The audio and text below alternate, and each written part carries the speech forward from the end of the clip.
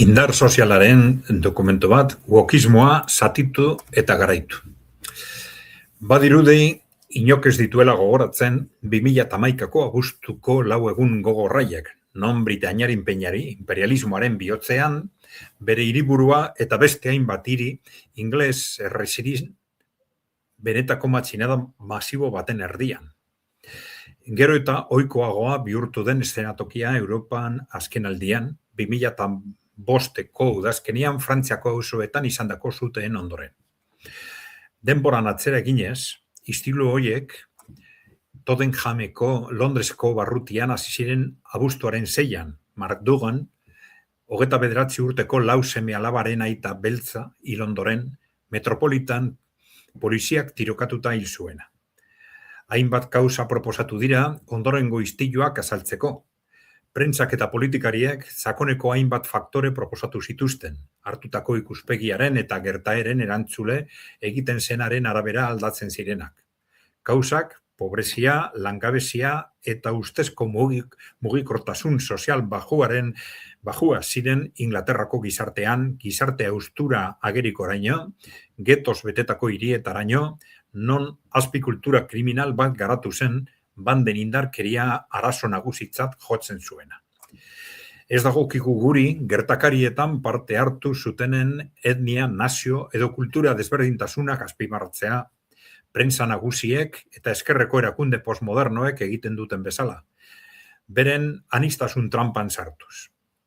Ingalaterrako istiluek grafikoki erakutsi zuten, propaganda kanpaina zatitzaile hoien ezestapenik onena, milaka matxinoren irudiek erakusten duten bezala, eta horien artean asaltunu guztiak ikusten ziren, zuria nabarmen nagusiagoa izelarik. Hain zuzen ere, horrek gure arreta erakarri behar du.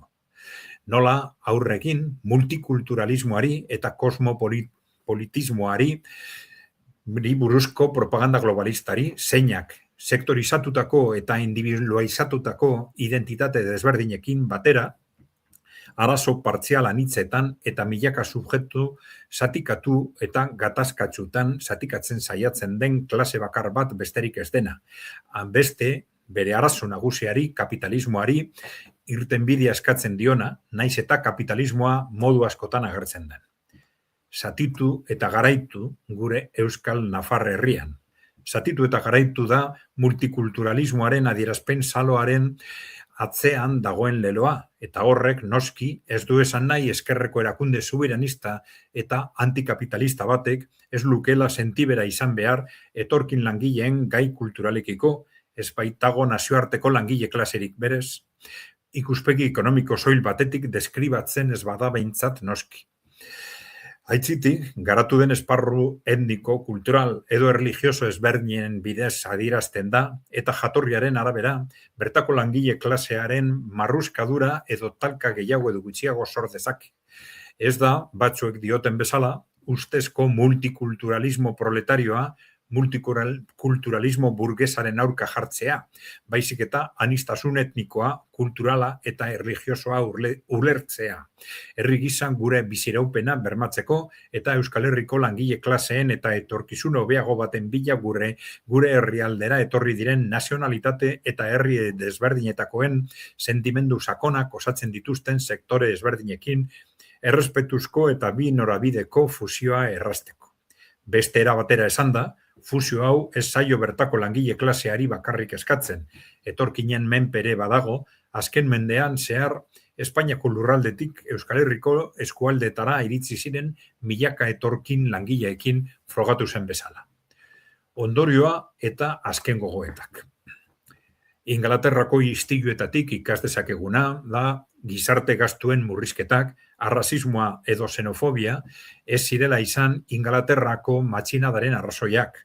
Aitzitik, mendebaldeko kapitalismoaren agortzearen eta bere gainbera historikoaren adierazpenik gogorrena izan zen, eta horrek, azpiproduktu gisa, gizarte austura arrastoa uzten du desjabetuen artean eta suntzipen materialaren indarkeria eragiten du. Matxinatuen aldetik edo zein eskaera material, etniko edo kultural zehatzik eiz izatearekin estukilotuta.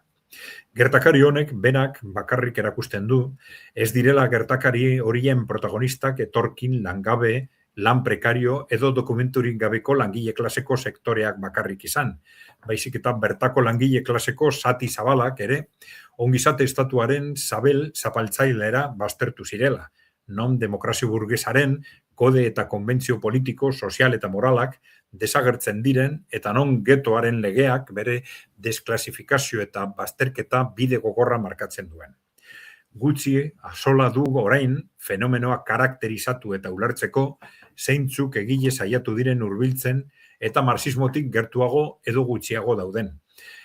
Garrantzitsua da, gertakari larri hauek Londresko eta beste hiri ingeles batzuetako kaleetan, errealitatean eta materialki zera gerian utzi dugun jakiteko pista batzuk ematea.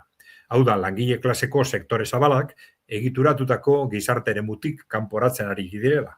Non udalak, gizarte kanpoko erakundeak edo gobernuz kanpoko erakundeak, parlamentuak, sindikatuak, negoziazio kolektiboko hitzarmenak, alderdi sistemikoak, edo iraultzaile aktivisten taldeak ez diren konvergentzia politikoaren gune jadanik. Eta berehalako justizia zaindaria praktikatzen ikusi ditugu edo zein lekuetatik, helbururik gabeko bitarteko gisa, kausarik gabeko matxino gisa, mugak eta legea suntzitzen lege berri bat ezarri nahi izan gabe, hau da, bere baitan amaitzen den indarkeria bat, eskaera sorta bat lortzeko bitarteko izateko inolako asmorik gabe. Uokiste iraultzaileek ziurraski prestatuko dizkiete eskaera zehatzak matxinatuentzat sortu diren lekuetan eta estatua zilegizko pareko gisa onarturik adostasun sozial edo politiko berri bat negoziatzeko eta adosteko eskaera bilakatu dira. Hau da, kapitalismoan oinarritutako estatu beraren mugen barruan izango diren eskaerak. Eskerrik asko.